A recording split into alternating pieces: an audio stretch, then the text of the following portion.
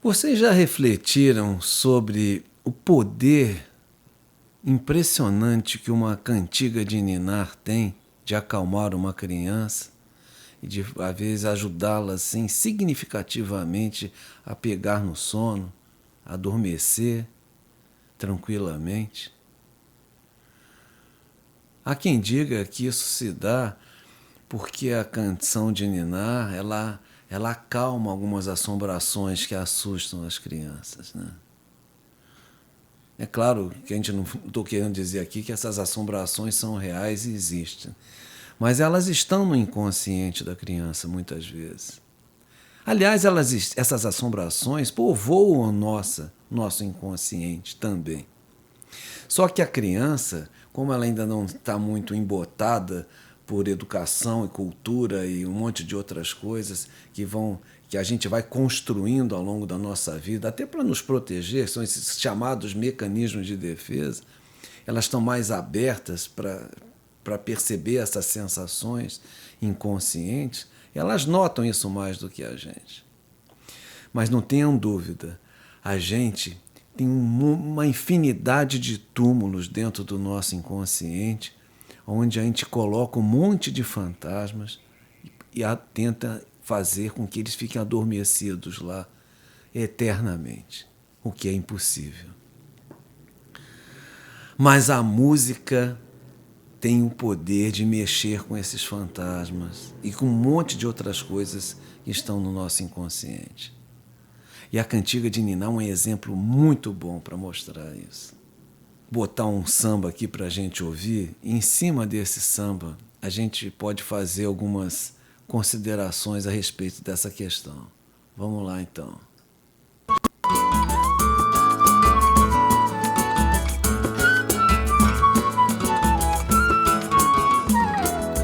As notas se interessam pelos versos, o que é um desejo muito natural. Em meio a sons e cadências tão diversas, estou ao belo do que é banal. O samba traz uma filosofia, e mesmo o bamba sabe que é aprendiz.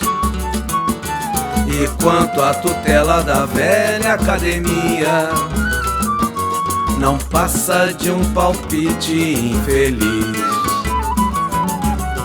Por amor, por tempos idos, a voz dos meus sentidos. Por amor, por tempos idos, a voz dos meus sentidos.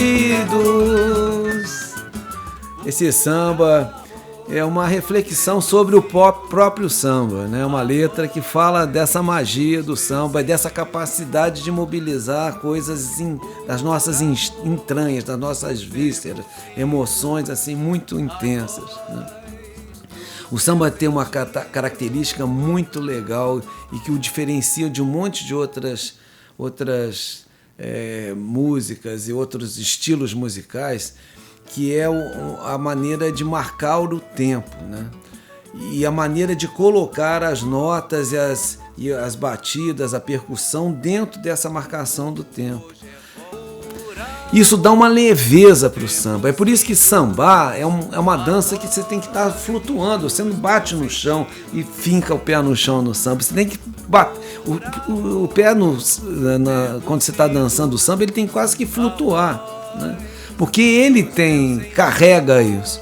A cantiga de ninar e o samba são dois exemplos muito contundentes, muito bons para a gente entender o efeito que a música tem na nossa interioridade e chegando a atingir o inconsciente. Pega esses fantasmas que eu estava me falando, que a gente tem que guardar lá dentro para poder sobreviver, inclusive, muitas vezes, que é um mecanismo de defesa conhecido na psicologia, né? A gente se protege daquilo que nos causa muita dor e que com as quais a gente não tem capacidade de lidar de uma maneira saudável. Para a gente se proteger, a gente bloqueia isso. que a linguagem do inconsciente não é a linguagem verbal, não é a palavra.